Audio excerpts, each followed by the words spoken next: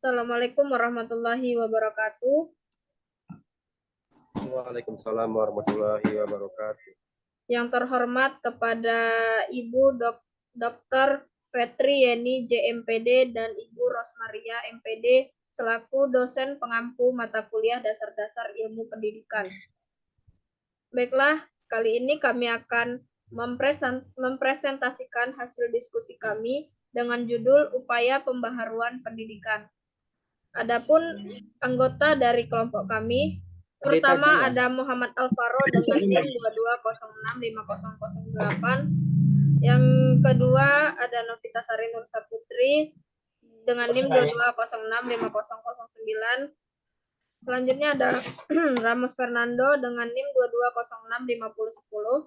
Selanjutnya ada Randy Pratama dengan NIM 22065011.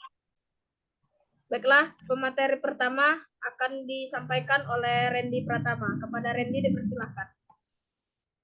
Baiklah, saya akan melanjutkan yang disampaikan oleh moderator. Baiklah, saya akan menyampaikan materi pengertian pembaharuan pendidikan.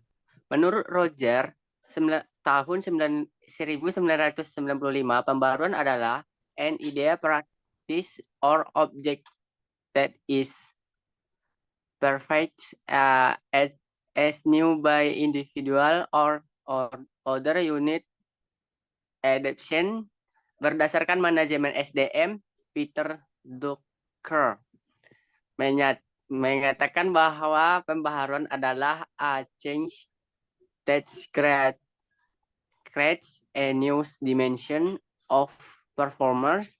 Berdasarkan penjelasan kedua orang tersebut, dapat diartikan sebagai perubahan ide atau gagasan yang mendorong seseorang sebagai penggunaan dalam bekerja dan berkarya jauh berbeda dan lebih baik dari sebelumnya atau menghasilkan dimensi kerja yang baru. Pendidikan merupakan salah satu jalan untuk membentuk manusia menjadi pribadi yang cerdas, bermoral, dan bertanggung jawab. Melalui pendidikan, seseorang dapat mengembangkan sikap, pengetahuan, maupun keterampilan secara optimal.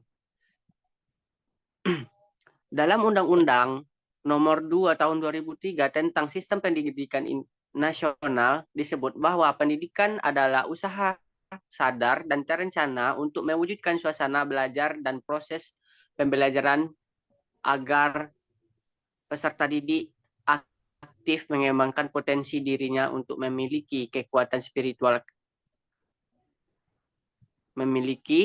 spiritual keagamaan,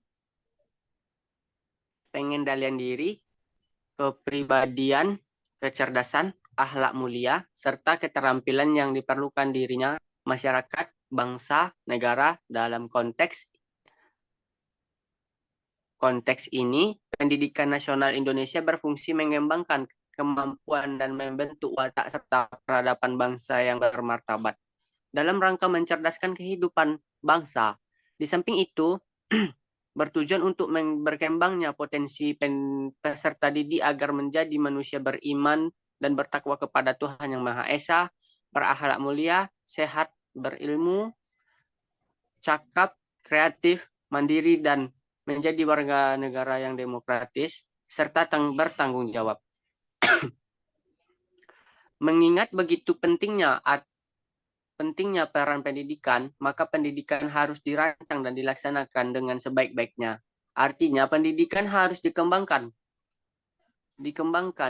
menuju ke arah yang lebih maju dengan memperhatikan berbagai potensi peserta didik, dan sumber daya manusia yang dimiliki. Oleh karena itu, pendidikan hendaknya tidak hanya sebatas sebagai pembimbing dan fasilitator terhadap pengembangan potensi peserta didik. B. Tujuan pembaharuan pendidikan. Secara sistematis, arah atau tujuan pendidikan Indonesia adalah 1. Mengejar berbagai ketertinggalan dan berbagai kemajuan ilmu, pengetahuan, dan teknologi sehingga Pada akhirnya pendidikan di Indonesia semakin berjalan sejajar dengan berbagai kemajuan tersebut. 2. Mengusahakan terselenggarakannya pendidikan di setiap jenis jalur dan jenjang yang dapat melayani setiap warga negara secara merata dan adil. 3. Mereformasi sistem pendidikan Indonesia yang lebih efisien dan efektif, menghargai kebudayaan nasional, lancar, dan sempurna sistemnya. Informasi kebijakan mengokohkan identitas kesadaran nasional, menumbuhkan masyarakat gemar belajar, menarik minat peserta didik, dan banyak menghasilkan lulusan yang benar-benar diperlukan untuk berbagai bidang pekerjaan yang ada di kehidupan masyarakat. Sekian materi yang bisa saya sampaikan, saya kembalikan kepada moderator. Terima kasih kepada Randy Pratama yang sudah menjelaskan tentang pengertian pembaharuan pendidikan dan juga tujuan dari pembaharuan pendidikan Indonesia. Pemateri yang selanjutnya itu akan dijelaskan oleh Ramos Fernando. Kepada Ramos, dipersilahkan.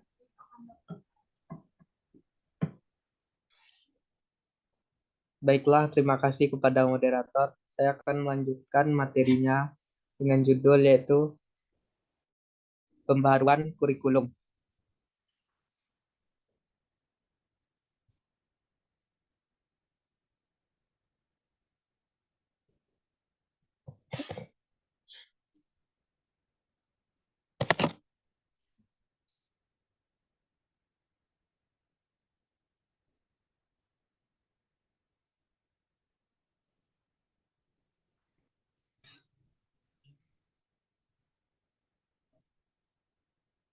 Novita, stop bentar.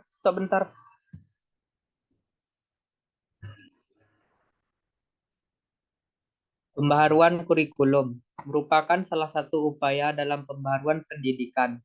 Pembaharuan kurikulum bisa diartikan sebagai perubahan kurikulum yang terdapat perbedaan dalam satu atau lebih komponen dari kurikulum dan dalam periode tertentu.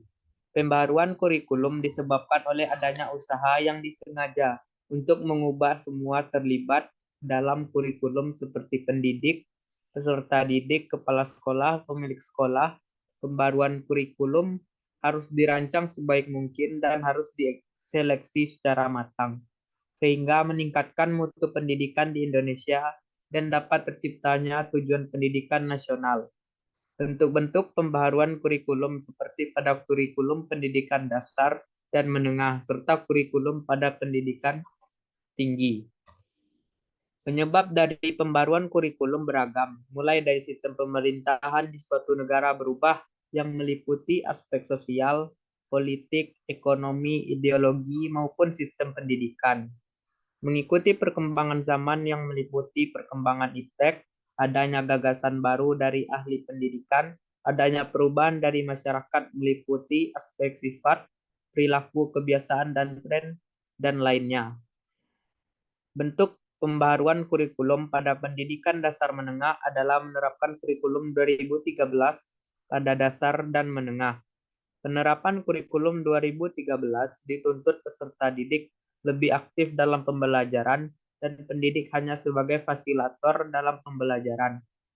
Peserta didik dituntut untuk berdiskusi selama berlangsungnya pembelajaran dengan menyalurkan pendapat dan saling bertukar gagasan. Selanjutnya, bentuk pembaharuan kurikulum pada pendidikan tinggi seperti penerapan Merdeka Belajar. Merdeka Belajar merupakan program dari Kemendikbud di mana memberikan kebebasan mahasiswa untuk berinovasi dan kreatif dalam belajar. Salah satu bentuk penerapan dalam Merdeka Belajar adalah belajar dengan dosen universitas lain.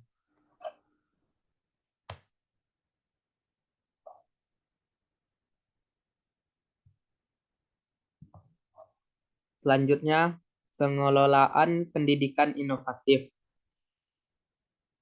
Next slide.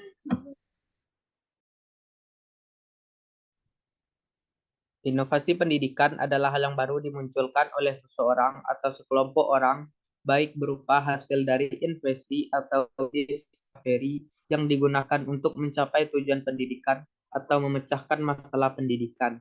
Inovasi yang dimunculkan tidak hanya sembarangan saja, pastinya dipikirkan secara matang.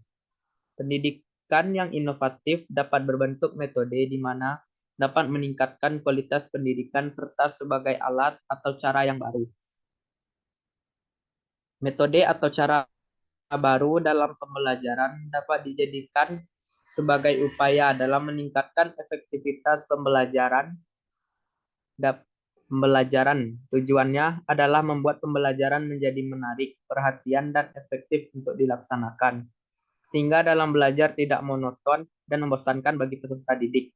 Pendidik bisa membuat pelajaran menjadi beragam karena adanya teknologi. Selain itu, pendidikan inovatif merupakan kemudahan bagi peserta didik dalam mengakses pelajaran. Sehingga pelajaran tidak hanya dilaksanakan secara tatap muka, akan tetapi bisa dilaksanakan di luar kelas. Pada saat ini, banyak sekali masyarakat yang terhalang untuk bersekolah dengan baik, sehingga mereka tertinggal dalam pendidikan. Untuk itu, perlu adanya pengolahan pendidikan inovatif, seperti SMP terbuka, SMA terbuka, universitas terbuka. Ketiga bentuk pendidikan inovatif ini memiliki tujuan untuk mempermudah peserta didik dalam memasuki jenjang pendidikan yang dibutuhkan karena terhambat oleh beberapa aspek seperti ekonomi, sosial, geografis, maupun waktu yang tidak mencukupi. Baiklah, terima kasih kepada moderator. Saya kembalikan kepada moderator. Terima kasih kepada Ramas Fernando yang sudah menjelaskan tentang pengelolaan pendidikan inovatif dan pembaharuan kurikulum. Pemateri selanjutnya akan dijelaskan oleh Muhammad Alvaro. Kepada Muhammad Alvaro dipersilakan. Di pengembangan.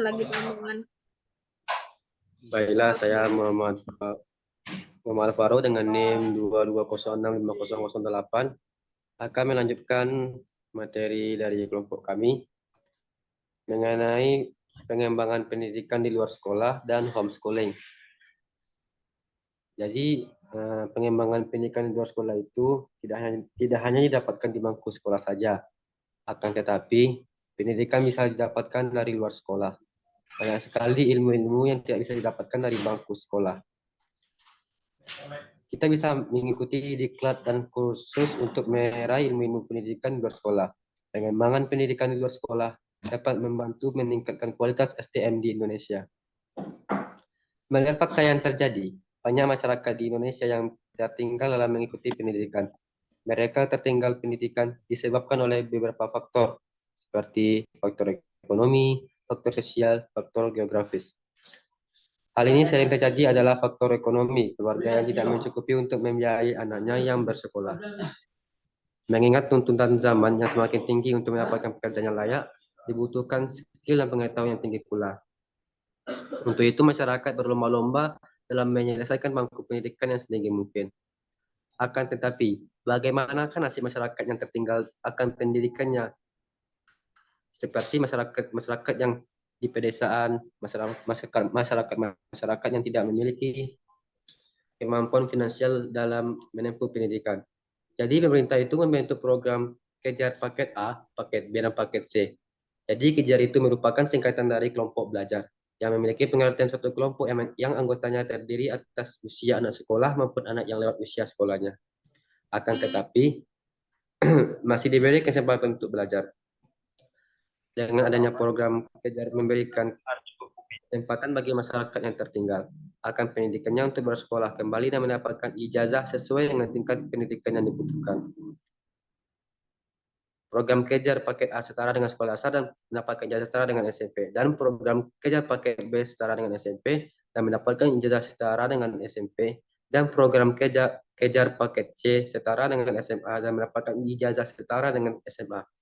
Adanya program Kejar Paket dapat meningkatkan kualitas SDM di Indonesia. Dan materi selanjutnya mengenai homeschooling. Homeschooling ini dianggap bentuk pendidikan informal yang efektif di masa sekarang. Yang merupakan homeschooling itu bentuk pendidikan informal yang dilakukan secara mandiri oleh keluarga, sehingga orang tua dapat memantau langsung anaknya dalam belajar dan materi pembelajaran dipilih sesuai dengan kebutuhan anak. Homeschooling dapat dilaksanakan kapan saja dan di mana saja. Tidak hanya dilakukan di ruang sekolah, akan tetapi bisa dilakukan di rumah. Peserta didik yang mengikuti homeschooling akan lebih mudah untuk mengembangkan kemampuannya secara maksimal. Homeschooling bisa dijadikan sebagai solusi dalam batas permasalahan ketidakmerataan pendidikan di Indonesia. Meskipun peserta didik tidak bisa mengikuti pendidikan di sekolah, akan tetapi anak tetap bisa mengikuti pendidikan di rumah. Untuk mengikuti homeschooling, keluarga menjadi peran penting agar tetap terlaksana pendidikan. Akan tetapi, apakah setiap keluarga di Indonesia mampu melaksanakan homeschooling bagi anak-anaknya? Hal ini tergantung bagaimana kesanggupan keluarga dalam pelaksanaannya. Biaya pelaksanaan homeschooling bervariasi sesuai dengan program yang dirancang oleh keluarga bagi anak-anaknya. Sampai segitu pembacaan materi dari saya. Selebihnya saya kembalikan kepada moderator. Terima kasih kepada Muhammad Alvaro dengan penjelasan yang dijelaskan oleh Muhammad Alvaro tadi, maka presentasi kami telah selesai pada materi tersebut. Baiklah, apabila ada kata-kata yang salah atau pengucapan dan penjelasan kami yang kurang jelas, kami mohon maaf. Kami akhiri. Assalamualaikum warahmatullahi wabarakatuh.